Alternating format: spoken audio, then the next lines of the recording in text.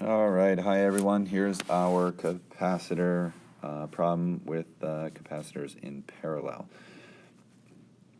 Capacitors in parallel, much easier in order to find the equivalent capacitance. This is where you just add them straight up, right? So if you remember, the equation is just the CEQ is the addition of all of the capacitors, C1, C2, and we have C3 in here.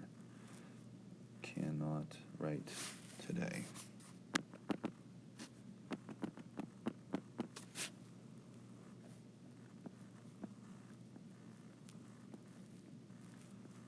All right, so you probably already did that in your head.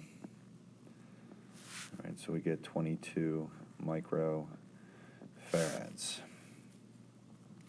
Now we want to figure out what the charge drawn from the battery is. That's going to end up on the entire circuit.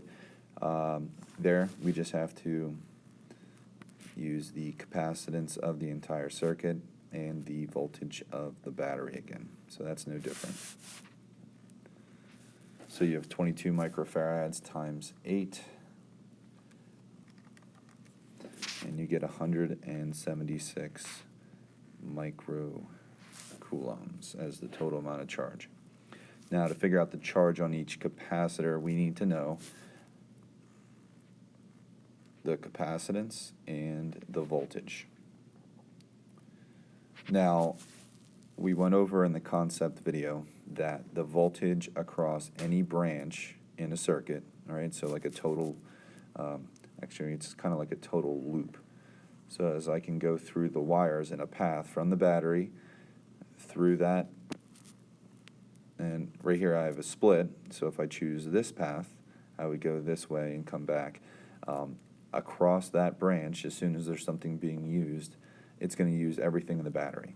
So across here is 8 volts, across here is 8 volts, and across here is 8 volts. So the voltage across all of them are the same.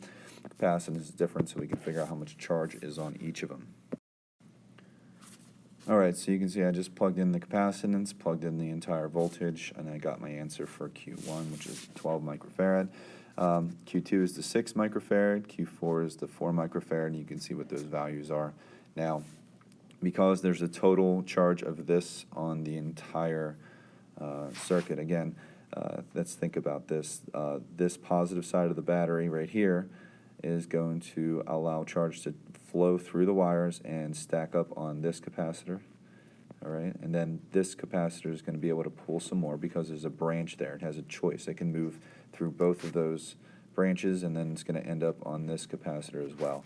And then it just polarizes it and pulls them from the other side so that these ones become negative.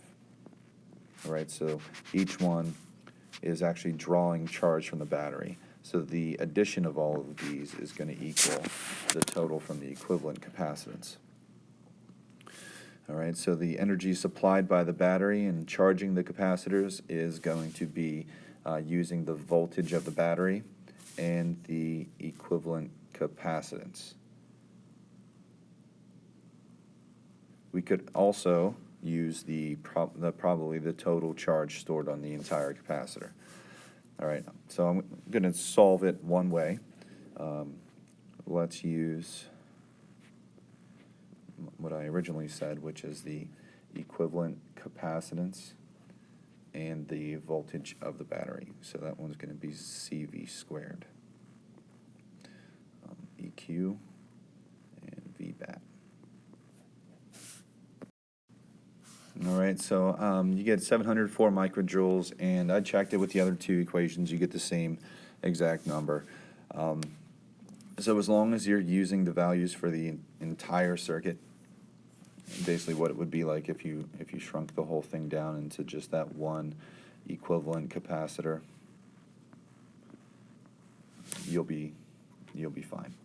All right, so now to figure out the energy stored on each capacitor, we know everything we need. So we know the charge on each capacitor, we know the voltage across each capacitor, and we know the capacitance. So just pick the easiest one that you want. I would use just the 1/2 QV, since it's more just straight multiplication. All right, so using that equation for each of the capacitors, I was able to get this amount of energy for each of them. And if you add them all up, you're going to get 704 microjoules. And that's for a simple parallel capacitor.